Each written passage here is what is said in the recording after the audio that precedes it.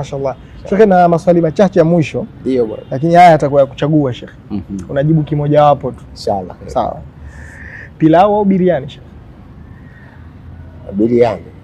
Asante. Bila maelezo. Hapa bila maelezo. Sawa. Chai, kahawa? Kahawa. Tende, harwa? Tende. Tabora, Dar es Salaam? Tabora. Kuku, samaki? Kuku, samaki? Samaki. Samaki. Simba, Yanga? Simba, Yanga? Mashujaa. Sheikh, kwa nini umeichagua Tabora na si Dar es Salaam? Dar es Salaam ina msongamano kidogo. Unajua huwa nafanya safari ya kwenda Tabora. Ndio. Na nafanya kazi nyingi kama ninavyofanya hapa. Lakini nikifika Tabora huwa naona kama niko likizo. Safari ya dakika 5 unakwenda kwa dakika 5. Mashaallah. Dar es Salaam safari dakika 5 unaweza kutumia masaa 2. Kweli. Kwa hivyo ina shida kidogo. Mimi natoka nyumbani kwangu baada ya sala alfajiri. Natoka ili niwahi shughuli zangu. Sawa. Ndio. Na kuna wakati unatoka hapa magharibi unafika nyumbani saa 5 usiku. Muda mwingi unapotea ambao ungeweza kuutumia kwa mambo mengi ya msingi. Lakini ukiwa Tabora safari ya dakika 5 utafanya dakika 5. Na una muda mwingi unaweza kufanya mambo mengi sana. Kwa kazi zetu sisi unataka uwe na kitabu muda mwingi. Lazima upitie wakati mwingi. Sasa ikiwa muda wako unalika kwenye usafiri tu, una namna ya kufanya hivyo, sio mahali rafiki sana kwenye kazi zetu. Kwa hivyo unalazimika utumie muda wa ziada. Ule muda wa kufika nyumbani tena ule muda ule, na ule muda unakuwa ni wa familia kidogo. Kwa hivyo unajikuta una msigano wa wewe na muda wako kila siku. Hiyo maana nikataja Tabora maana ule wepesi. Sheikh, natamani uzungumze na vijana. Ndio. Moja kwanza, zama zimebadilika. Ndio. Wakati wenu na wakati huu ni tofauti. Bila shaka. Vijana nyie mliokuwa wakati wenu na vijana wa sasa ni tofauti kabisa. Naam. Unadhani nini moja kimekosekana kwa vijana wa sasa? Lakini pia nini kifanyike na ushauri wako kwa vijana? Alhamdulillah, wakati wetu umebadilika sana ukizingatia na wakati huu. Lakini ningewaomba na kuwanasihi hasa vijana wa Kiislamu, kwanza kuijua dini ipasavyo. Kuijua dini ipasavyo na wajifundishe kuijua dini kwa undani wake. Mimi nakaa na vijana wengi, napita kwenye mashule, napita kwenye vyuo, naongea na vijana wengi kabisa. Unaweza kukaa na vijana ukawasilisha mada, ukasubiri mrejesho wa maswali kutoka kwao. Mrejesho wa maswali unayotoka kutoka kwao ukiyapata, inakupa picha kwamba hawa kwenye dini bado wabichi mno. Kwa hivyo dini yetu ni pana, ina vitu vingi sana na inahitaji watetezi. Watetezi wake ni vijana. Iliwahi kutokea hapa kwamba wasiokuwa Waislamu palipoanzisha mifumo hii ya Islamic finance, watu walikuwa wanaona kama Uislamu unalazimishwa kwenye shughuli za kijamii. Na alikuwepo marehemu mmoja mchungaji kwa msaada wa kituo wa kipindi chetu tukikaribu ni sitaji jina lake.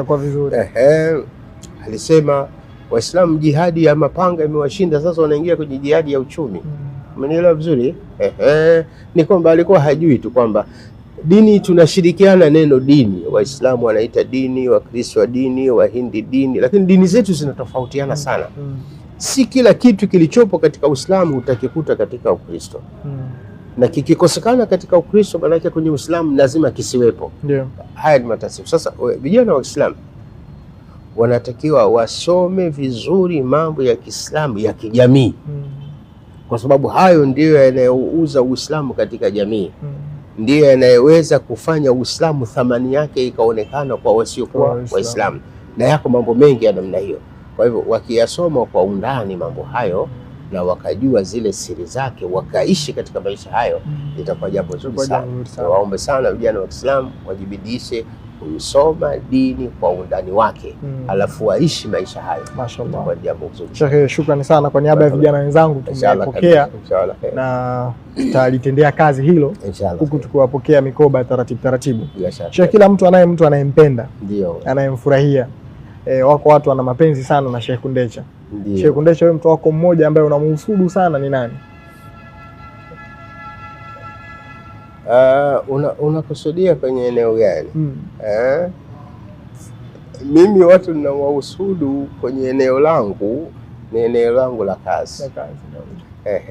Eneo langu la kazi, katika zile hatua za mwanzo, almarhumu Sheikh Hassan Al-Banna nilimpenda sana kwa sababu maudhui yake, mfumo wa ufundishaji wake, mfumo wake wa kutoa taarifa uliendana sana na namna ninavyotaka mimi. Kwa hivyo yeye amekuwa role model wangu sana kwenye eneo hilo, na katika library yangu hakuna kitabu chake sina. Mashaallah. Kuonyesha ni mhitaji sana. Nilifurahishwa sana na mwendo wake na mdalo. Napenda sana kusoma vitabu Sheikh. Sana. Na ninafikiri katika mashehe tunaoitwa, sijui kama ni mashehe tunaoitwa, tupo wachache sana tulio na library ya vitabu kama nilionayo na mimi nimepata kugombana na mke wangu wa kwanza. Nilikwenda Arabuni, niliporudi nilikuja na Samsonite 3 kubwa zile kabisa. Mke wangu alikuwa na furaha sana, akajua zawadi mweza kufungua, mlikuwa mna vitabu vitupu. Umenielewa vizuri Akaona sasa, akamwambia pana mke wangu, sio na wasiwasi, hii ni zawadi kubwa sana. Kila unachokipata tutakipata kutoka hapa. Tukiwa tuna maarifa ya kweli, tukiwa tuna maarifa sahihi, tutapata kila tunachokihitaji. Usiwe na tabu katika sura hiyo. Lakini pia mke wangu mwingine alikuja katika nyumba nilokuwa niakaa, nilijenga nyumba nikatenga chumba kimoja kikubwa sana. Sasa hichi chumba cha nini? Kaambia hii library yangu bwana. Sasa library utasomea kwa msikitini? Kaambia msikitini, library ya msikitini. Lakini hapa ndio ofisini kwangu. Nikiingia hapa nitakuwa niko vizuri sana. Lakini naweza kusema ile library hilo sasa hainitoshi. Kwa hivyo alhamdulillah, na ninachoweza kusema sisi tulihangaika kama nilivyosema mwanzoni, tulihangaika sana kutafuta vitabu.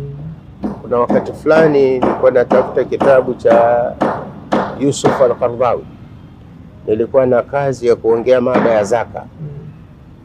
Kitabu hicho nimekitafuta kwa miaka 2.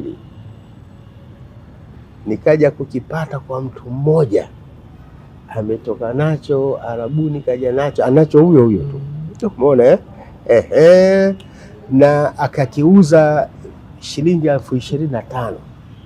Hizo siku nyingi hizo. Wakati huo 25 pesa nyingi sana. Siku nyingi, pesa nyingi sana wakati ule. Mimi mfukoni na shilingi 5,000. Tena 5,000 hiyo inahitaji kwa kila kitu.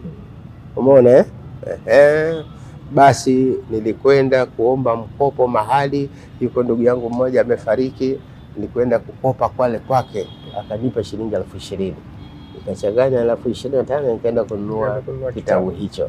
Umeona? Kwa hivyo lilikuwa ni jambo gumu sana. Kwa hivyo kuwa na vitabu ilikuwa ndio maarifa unayo. Sasa hivi nyie mna bahati nzuri, ukiingia kwenye Google, ukiingia unapata vitabu software, unapata kila, lakini hata maduka ya vitabu yako mengi hivi sana. Ya tele sana. Zamani hapakuwa hivyo. Na bahati mbaya sasa hizi watu hawasome wakati vitabu ndio vitabu sasa zipo. Zamani watu wanajitihada kusoma vitabu hakuna. Kwa hivyo naamini wanangu waweze kupata tabu kama yangu mimi. Washindwe wenyewe, lakini wana library nzuri ya kutosha kabisa ya kuwapa maarifa ya aina yote wanayohitaji. Mashaallah. Sasa tumejitahidi kuzungumza mengi, kufahamu vizuri, na alhamdulillah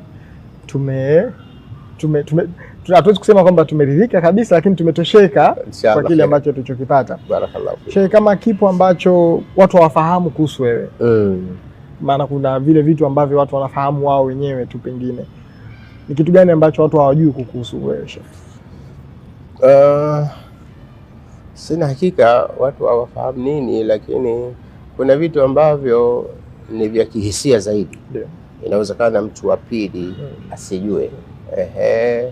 Mimi katika hisia zangu, vitu ambavyo ndio ghera yangu kubwa na ningelitamani sana ni kuona maendeleo ya Waislamu kiwango cha juu na kiasi cha kufanya ule ufahamu wa Uislamu, ule muamala wa Kiislamu kuona unaishi mtaani.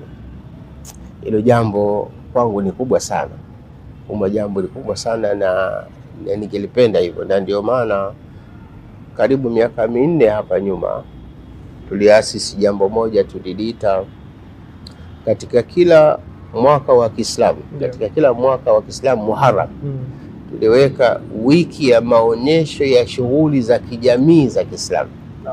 Uislamu una mambo ya kijamii mengi sana mazuri sana, hayajaripotiwa tu, hayajatekelezwa tu, na inawezekana watu wanayahofia, lakini tumefanya maonyesho hayo Mnazi Mmoja.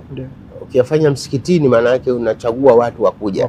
Ukiyafanya uwanja wa wazi kama Mnazi Mmoja, unamruhusu mtu yeyote. Na mimi haja yangu wasio Waislamu waje, hata wasiokuwa Waislamu. Haja yangu hasa wasio Waislamu waje ili wajifundishe Uislamu, ukiachilia mbali jambo linalomhusu Muislamu na Mungu wake.